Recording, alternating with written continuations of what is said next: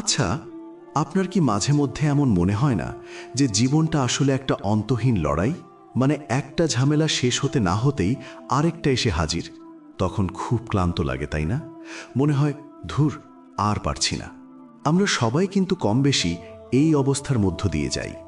কিন্তু মজার ব্যাপার হলো, এই কঠিন সময়গুলোই আসলে আমাদের আসল পরিচয়টা বের করে আনে।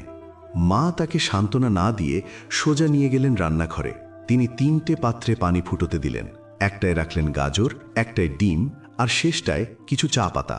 মা যখন গাজরটা বের করলেন, দেখা গেল ওটা একদম থলথলে নরম হয়ে গেছে। আমরা কি অনেকেই এমন নই? বাইরে থেকে খুব ভাব দেখাই যে আমি খুব শক্ত, কিন্তু ছোট্ট একটা বিপদ বা অভাব আসলেই আমরা একদম ভেঙে পড়ি।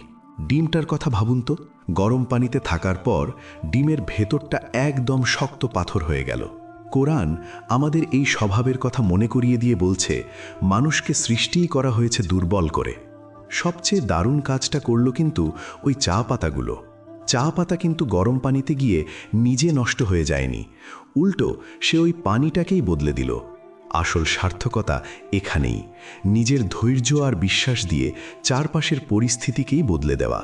কোরআনের সেই বিখ্যাত আয়াতটি মনে আছে, যেখানে আল্লাহ বলছেন, নিশ্চয়ই কষ্টের সাথেই রয়েছে স্বস্তি। খেয়াল করেছেন? কষ্টের পরে নয়, কষ্টের সাথেই। চা পাতা যেমন ফুটন্ত পানির তাপ ছাড়া তার আসল স্বাদ ও রং বের করতে পারে না, তেমনি আপনার ভেতরের সেরা মানুষটাও হয়তো এই কঠিন পরীক্ষা ছাড়া বের হতো না।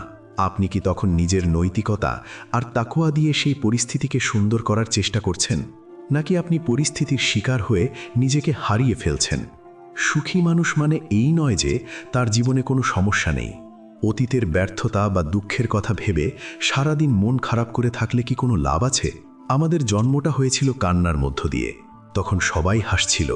জীবনটা এমনভাবে কাটানো উচিত যেন যাওয়ার সময় আমরা হাসি মুখে বিদায় নিতে পারি। তাহলে একবার নিজেকে প্রশ্ন করুন তো, বিপদ যখন আপনার দরজায় কড়া নাড়ে, আপনি তখন কি করেন? গাজরের মতো নুয়ে পড়েন, ডিমের মতো শক্ত হয়ে যান, নাকি ওই চা পাতার মতো? আসুন, আমরা সবাই সেই চা পাতার গুণটা অর্জন করার চেষ্টা করি। আজ থেকেই না হয় শুরু করি। ধন্যবাদ এতক্ষণ সাথে থাকার জন্য। জাযাকাল্লাহ খায়ের।